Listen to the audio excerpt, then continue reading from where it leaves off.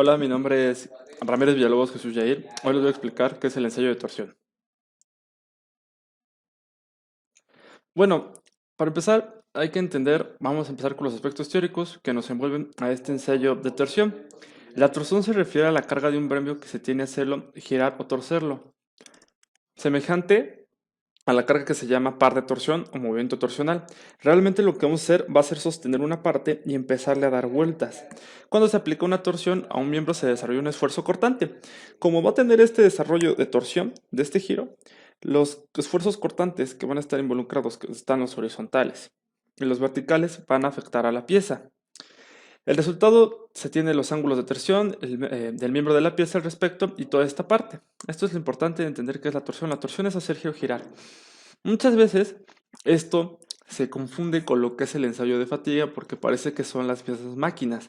La diferencia es que la fatiga trabaja en el mismo ángulo, bueno, no hace girar completa la pieza, trabaja en una misma parte y solo hace esto, es como un ciclo. Es como si tomáramos mi brazo y empezar a hacer esto con mi brazo. No lo giro completamente, solamente estoy haciendo esto hasta que se fatigue y se fracture el material. En torsión no, vamos a estarlo torciendo hasta que se cause pues la fractura del material en cuestión. Eh, ¿Cómo podemos ver esto? Como lo estoy diciendo, muchas de estas cosas que han pasado son flechas de, con las flechas de motor que tienen una dirección. Y si se dan cuenta que tenemos los engranes, estos engranes van a estar dando el giro y provocando que una pieza esté en torsión. Pero aquí la diferencia es que se va a tener una pieza en compresión, pero sin pasar la deformación, porque si no la pieza se estaría rompiendo. En consecuencia, tenemos que como una parte está fija y la otra está sujeta a la torsión, vamos a tener un movimiento generando un movimiento de planos, un movimiento en los planos o movimiento de las partes originales. Como se puede ver, esta es la parte original y aquí se vería cómo cambia con respecto a si doy un giro. Ahora, estos ejemplos son fáciles de mirar en esta parte de las flechas de los carros porque recordemos que tenemos la flecha de este tamaño, tenemos sujeta la pieza y vamos a empezar a dar vueltas. Ahora, puede que va a haber estos esfuerzos de torsión. Y este esfuerzo de torsión va a hacer generar una compresión, en este caso, pero sin pasar de esta parte de que le conocemos como el esfuerzo elástico, ya que si pasamos al plástico, vamos a empezar a deformar el material y ese material ya no va a servir porque no queremos que suceda eso, nos gusta que estén rígidos y de la misma manera en la que tenemos. Cuando sometemos a un par de tensión externo, el material que está hecho, el resultado de los esfuerzos generados en el material van a ser modificados. Quiere decir que vamos a tener esta parte y vamos a empezar a tener los efectos de estos movimientos de torsión. Vamos a tener los esfuerzos cortantes, como tiene. En una barra circular de torsión T, que esta es la sección, N gira con respecto a la sección M, como se muestra. Estas fuerzas cortantes generan esfuerzos cortantes en el elemento. Si lo manejáramos de esta manera, quitáramos y manejáramos un elemento finito como un rectángulo, los esfuerzos cortantes, como lo podemos ver, son cortantes verticales y horizontales. Y claro, están sometidos a esfuerzos y que están en un equilibrio y están en la parte superior de la cara.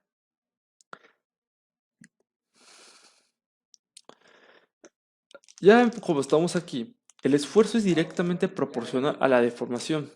¿Qué quiere decir? Que el esfuerzo máximo ocurre en la superficie externa, que el esfuerzo varía linealmente con la posición radial y que en el centro del esfuerzo es cero. Esto lo podemos simplificar con esta imagen.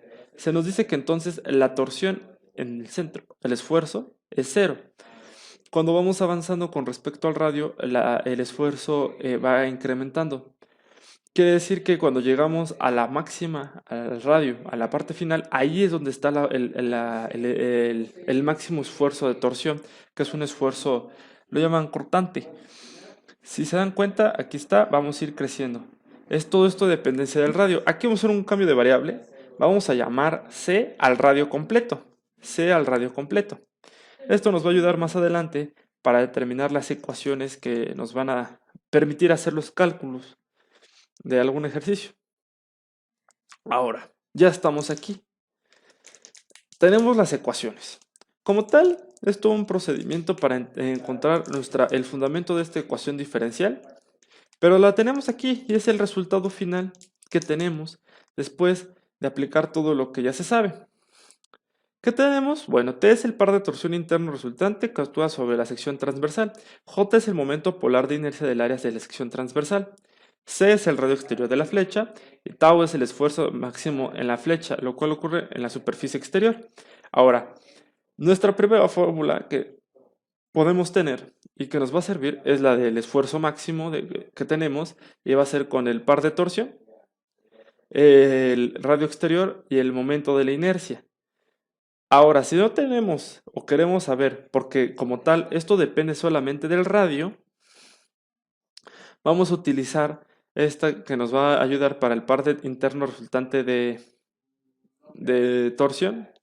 Vamos a tener algún radio, este es un radio, va a ser cualquier radio, puede ser desde cero, aunque el momento va a ser, pues, como lo dice esta fórmula, si esto es cero, pues el esfuerzo es cero, ¿no? 0.11 y el momento inercial.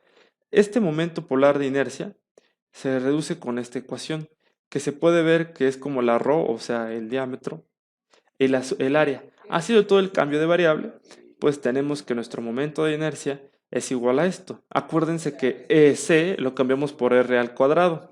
Pero ¿qué tal si ahora hacemos el cambio de variable? Y si tuviéramos un tubo, tendríamos esta ecuación que nos ayudaría completamente a resolver nuestros ejercicios con estas taus. Recuerden, es el radio exterior, el esfuerzo máximo, también podemos conseguir los esfuerzos cortantes y así ir obteniendo nuestros resultados. ¿Qué tenemos en este caso? Bueno, tenemos lo que es el módulo cortante, es lo que nos permite obtener estos,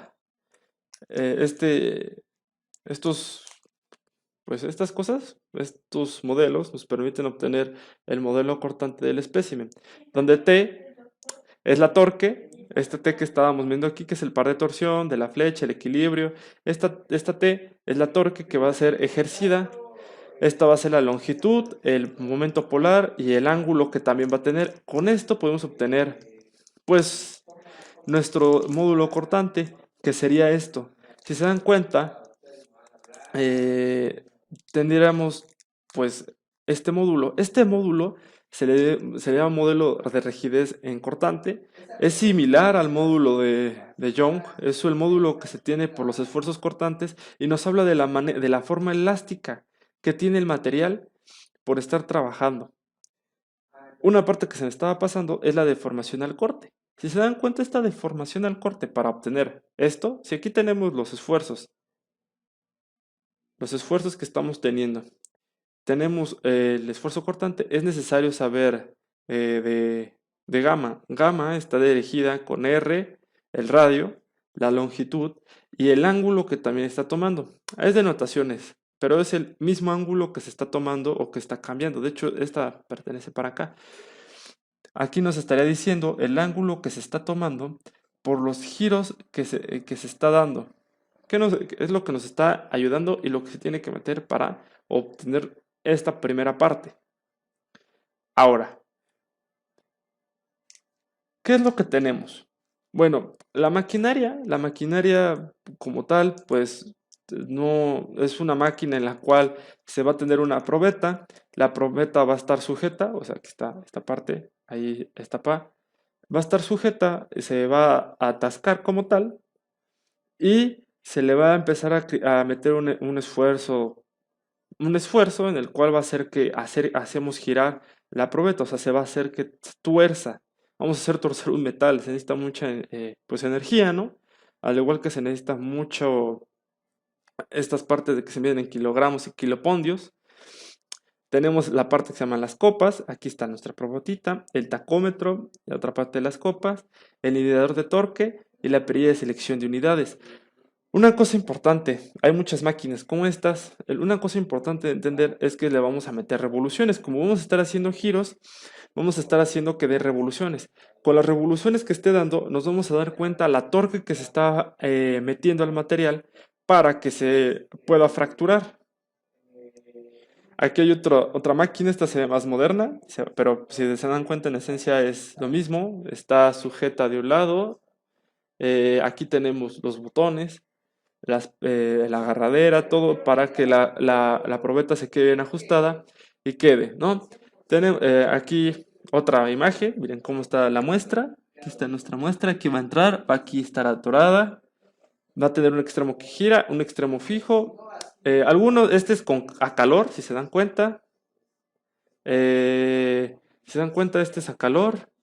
Va a tener un horno de inducción, porque la van a hacer en caliente, pero esta es la probeta como tal la que estaré utilizando para hacerla. Hay que entender que todo esto tiene una normatividad. Eh, la norma que rige este ensayo es la E143 y la norma nos explica qué se debe graficar, qué es el esfuerzo cortante del eje de la Y, en la X la deformación para obtener el módulo G. Además de cómo nos puede ir variando la gráfica, pues porque aquí no es necesariamente igual como la hemos manejado de que esto vaya así, después vaya a bajar, puede que suba un poco porque los esfuerzos, haya un poquito más de esfuerzos de compresión, pero al final tiene más o menos una forma, algunos le llaman similar a la de a esfuerzo de deformación normal de tensión. No, regularmente puede que no suceda, pero sí vamos a tener esta parte que nos interesa, igual que el esfuerzo cortante, que es el módulo cortante. No solamente nos dice que va a ir graficada, porque pues para la maquinaria nos habla, vamos a leer, que debe estar calibrada, pues se le agregan revoluciones para determinar el torque, la pieza debe estar bien sujeta de los extremos, si esto no sucediera, se moviera, provocaría un error en la medición claramente, porque si esta no estuviera sujeta y esta se estuviera moviendo, entonces estaríamos teniendo una doble torsión, y además no estarían sujetas, nomás estaríamos haciendo girar la pieza si no estuviera bien sujeta. Entonces no estaríamos realmente haciendo una medición. Ahorita va a haber una parte de un ensayo. Entonces vamos a estar haciendo que gire si no está bien sujeta. Entonces hay que tenerla aquí sujeta y empezar a hacer el giro. El ángulo debe ser medido a través de los brazos, que debe estar abrochado a un anillo en 3 puntos. El desplazamiento rotacional puede ser medido de manera eléctrica, óptica o mecánica. Quiere decir que podemos medir cómo se nos acomoden con la máquina, pero claramente nuestras mediciones deben de ser exactas. Las probetas en forma de cilindros sólidos deben ser rectos y de diámetro uniforme para una longitud igual de 2 a 4 diámetros. Así debe manejarlo.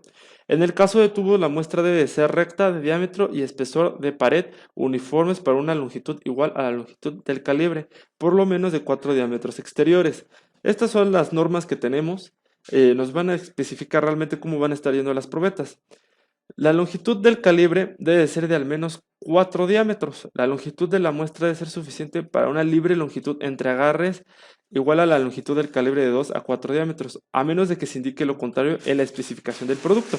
Toda esta parte que nos está dando es la normatividad de nuestras probetas. Se dan cuenta, todo está referido a los diámetros que pueden tener nuestras probetas.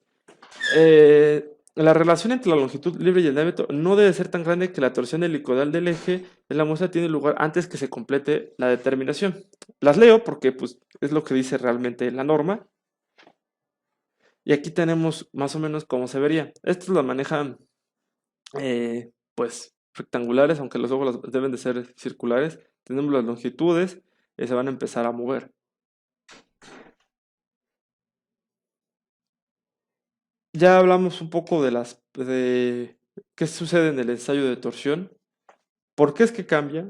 ¿Qué propiedades tiene diferente? ¿Qué tiene de cosas diferentes? Pero el ensayo de torsión frecuentemente es usado en ejes cilíndricos con la finalidad de las propiedades mecánicas. En este caso, no solamente tenemos esta parte del módulo elástico, ¿no? El módulo elasticidad que se le corte, la resistencia de corte y la ruptura de corte y la ley del endurecimiento plástico. Es la que tenemos. Esta imagen corresponde al endurecimiento plástico que vamos a tener con el shear stress. la, le llaman rate, que es la velocidad o rapidez promedio que se tiene sobre el esfuerzo cortante. Acá se habla de que por aquí debe de estar el, el esfuerzo de fluencia y esto va a seguir. Este modelo nos va a estar regido de esta manera. Vamos a tener una now con la gamma, el rate, y esto funciona para taus que son, o sea que la tau Yx pues, es mayor al esfuerzo cortante. En general, ¿qué sucede? Veamos mi dibujo, este dibujo que se hizo de la mejor manera que se puede ver. Y aquí está el esfuerzo cortante.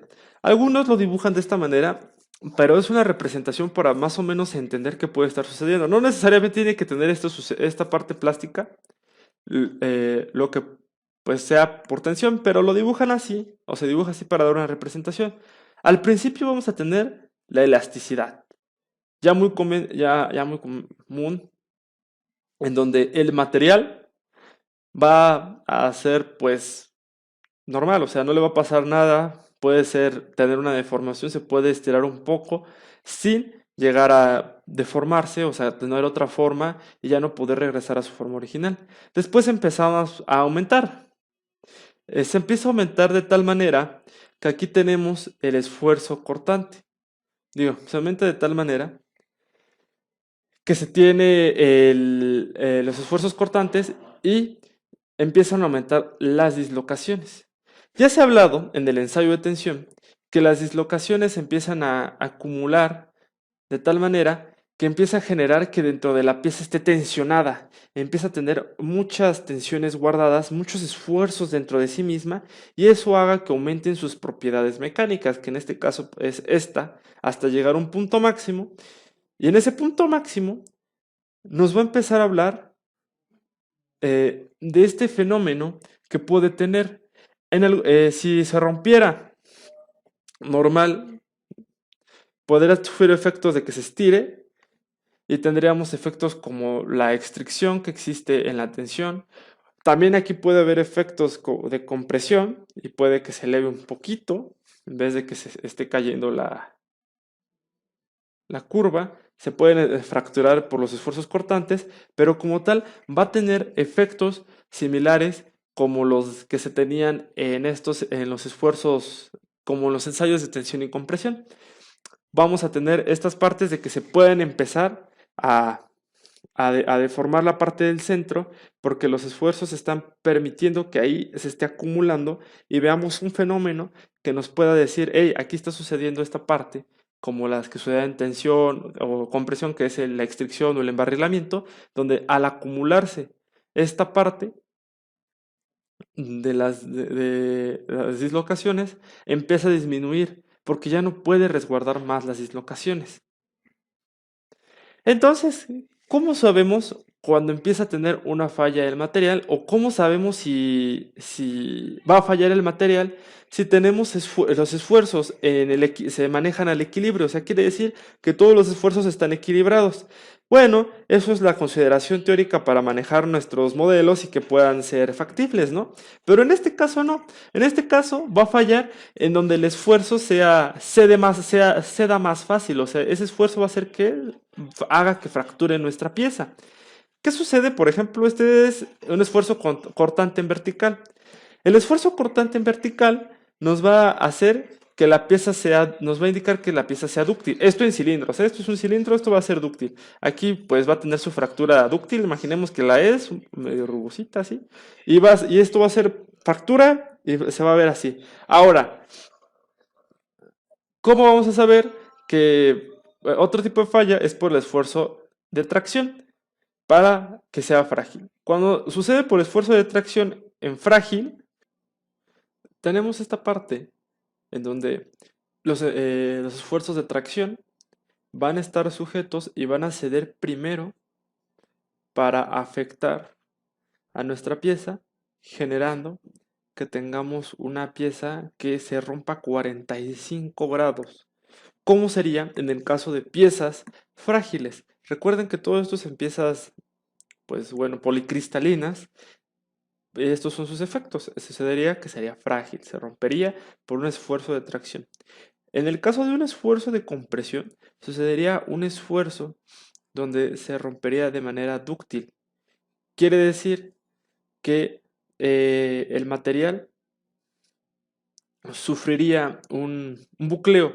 El bucleo es cuando nosotros agarramos por ejemplo, una liga, la empezamos a girar mucho, mucho, mucho y en medio se empiezan a hacer nuditos. Eso es lo que se le llama bucleo.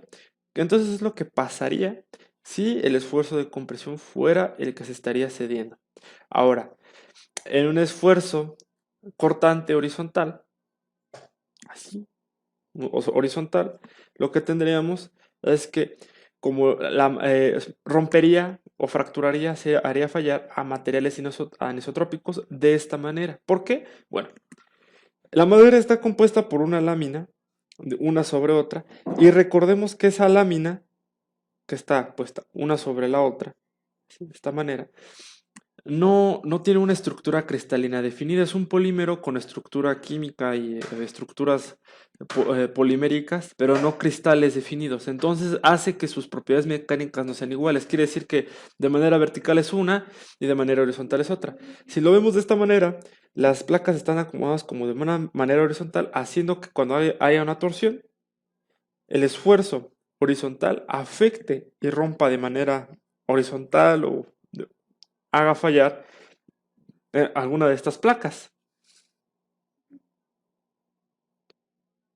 Ahora, aquí podemos ver algunas fracturas, estas son para el acero, esta sería una dúctil, este sería un material quebradizo, una fractura helicoidal, como se la pueden ver a 45 grados más o menos, bueno, es quebradiza, esta es frágil, una fractura frágil, así se vería, una fractura dúctil, así se puede ver, la fractura de lo que les explicaba, que es dúctil, que se hace como un nudo. Esto sucede pues, porque en medio no hay material, en medio no hay material metálico, simplemente en la superficie, y hace que pues, se haga un nudo. Y esto es una fractura tubular, también es dúctil. Esta se ve como la de un ensayo de tracción o también un ensayo Sharp. Todas parecen, hasta tienen la forma, ¿no? Aquí podemos ver un ensayo de torsión, pues normal, normal en todo sentido, vean. Se empieza a hacer girar. Aquí en esta parte se está haciendo girar, se está haciendo girar. Aquí no hay ningún problema. Aquí se tiene que dejar atorado por como se marca la norma. Gira, gira, gira. De hecho, si se ven aquí, ya se empiezan a ver como que unas hileritas, como rugosidad que se está formando por la, por los giros que se están haciendo. Aquí se ve, aquí se ve, aquí se empieza a ver, a denotar que la torsión está aumentando demasiado, generando como tal un pequeño cambio de color. Este cambio de color, acordemos que en los aceros cuando se calientan existe esta cosa de que pueden cambiar un poco a color azul. Regularmente puede llegar desde 200 desde 300 a 500 grados se puede ver esta parte sin tocar la zona para transformación de fase. Es mucha la energía que se le está aplicando para poderle hacer esto y eso puede aplicar que haya el cambio de color. Se está calentando esa zona. Ahí sí el cambio de color, pero debe ser por la temperatura y la energía que se está aplicando y la energía que está teniendo para aumentar su temperatura. Aquí se ve cómo ya se ha cambiado, o sea, cuántos han sido. Se puede ver aquí que sigue girando y sigue aumentando la torsión. De hecho, aquí ya se ve ahora sí arrugada toda la parte de la pieza. En este video no se ve como tal la fractura, pero pues sí se puede ver cómo sigue girando y se le sigue aplicando la torsión suficiente hasta que el ensayo termine. Por último, vamos a tener esta cosa, nuestro ejercicio. El ejercicio, vamos a leerlo. Tenemos una flecha motriz de la hélice de esta figura Y tenemos que calcular el esfuerzo cortante torsional cuando se transmite un par de torsión de 1.6 kilonewtons. El par de torsión se refiere a la torque que está sufriendo. Es la flecha que tienes, es un tubo hueco, o sea, nomás es esta parte del material. 60 milímetros de diámetro externo y 40 de diámetro interno. Determinar el esfuerzo en la superficie externa e interna. Calcular el esfuerzo cortante torsional en la superficie externa e interna de la flecha hueca motriz de la hélice. Veamos nuestro diagrama. Tenemos el motor, la transmisión y la flecha. La flecha va a seguir girando.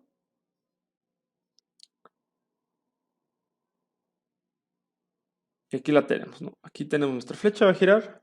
Va a hacer todo el efecto que necesitamos. Y para calcular nuestro problema va a sufrir tensiones. Bueno, la solución que vamos a tener para nuestro problema va a ser la siguiente. Tenemos que el esfuerzo máximo está dada por la torsión, que ya se dijo en el enunciado. Se tiene el radio y el momento. En el momento tenemos que considerar que como es un tubo, tiene un diámetro exterior e interior. Con esto vamos a considerar que tenemos los 60 milímetros y los 40, haciendo la diferencia y generando pues que nuestro momento sea de esta cantidad en milímetros a la cuarta. Ahora, el esfuerzo cortante máximo, considerando la torque de 1.76 por 10 a la 3 newtons metros y de 30 milímetros sobre el momento, tendríamos, haciendo nuestro factor de conversión, que el esfuerzo máximo sería de 51.8 newtons sobre milímetros cuadrados. Esto es igual a 51.8 megapascales. En la superficie interna, porque nos piden el esfuerzo en superficie interna, eso quiere decir que tenemos aquí el tubo y nos pide el esfuerzo aquí y aquí, tenemos que tener en cuenta que son perfiles realmente, o sea, vamos a tener el esfuerzo máximo y vamos a tener pues una división a 20 milímetros y a 30 milímetros. Eso quiere decir que a 20 milímetros, que sería esta parte del tubo, como así, si lo viéramos aquí, sería 34.5 megapascales, teniendo que el esfuerzo máximo sería acá. Esto podemos verlo como el esfuerzo máximo, como un perfil de esfuerzos que va a estar durante toda la pieza. Y vamos a estar trabajando sobre toda la pieza con los esfuerzos. 34.5 y va a ir aumentando dependiendo de cómo aumentamos el diámetro. Al final de cuentas solo tenemos 20 milímetros de espesor o 10 como tal si lo viéramos de esta manera. Entonces va a ir cambiando y podemos tener un perfil de esfuerzos. Eh, como conclusiones, podemos dar que el ensayo es útil para materiales que van a estar bajo esfuerzos cortantes y torsión. Quiere decir que los esfuerzos cortantes, o sea, horizontales, verticales, y los de torsión constante, quiere decir que si una pieza metálica en torsión constante, tal como los cilindros que están para los aviones, las partes que tienen los barcos que sostienen las hélices, los botes, todas todo el eje que tienen los carros van a estar sujetos a una torsión constante. Y si esta torsión pasara del límite elástico y llegara, podría fallar. Entonces hay que ver que pues, esté bien el material para la aplicación. Puede que falle la hélice y el avión caiga o el barco no pueda funcionar de nuevo. Su principio son los esfuerzos cortantes como tal, a diferencia de la compresión y la tensión que se manejan por esfuerzos normales. Recordemos que la compresión no necesariamente es total por esfuerzos normales, tienen algunos esfuerzos cortantes por la geometría que tiene la pieza. Ah, pero sí tiene una diferencia porque aquí sí tenemos esfuerzos cortantes principales por esta acción de hacer girar la pieza. No necesariamente se va a tener una curva similar, una curva a la ingeniería de tensión y compresión. La falla de cada material depende del esfuerzo que sea menor. Eso quiere decir que si la falla es de un material en la cual, como ya lo vimos, el material tiene un esfuerzo de tracción menor, cede, se va a fracturar. Esto es una consideración que tenemos que tener porque nosotros iniciamos en donde hay un equilibrio, en donde este equilibrio se va a tener y la pregunta sería cómo falla. Entonces va a empezar a fallar porque se tiene que el esfuerzo que sea menor va a hacer que falle y el material va a fallar, como se mostró con el bucleo, el esfuerzo de tensión vertical, horizontal, de compresión y cómo se veían las probetas. Por mi parte sería todo. Aquí está la bibliografía, se puede checar, se puede hacer todo. Aquí la dejo un poco. Si no hay nada más, tengo que agradecer. Hasta la próxima. Si te gustó este video, dale like y déjanos un comentario. Suscríbete y síguenos en nuestras redes sociales para que estés atento a más información.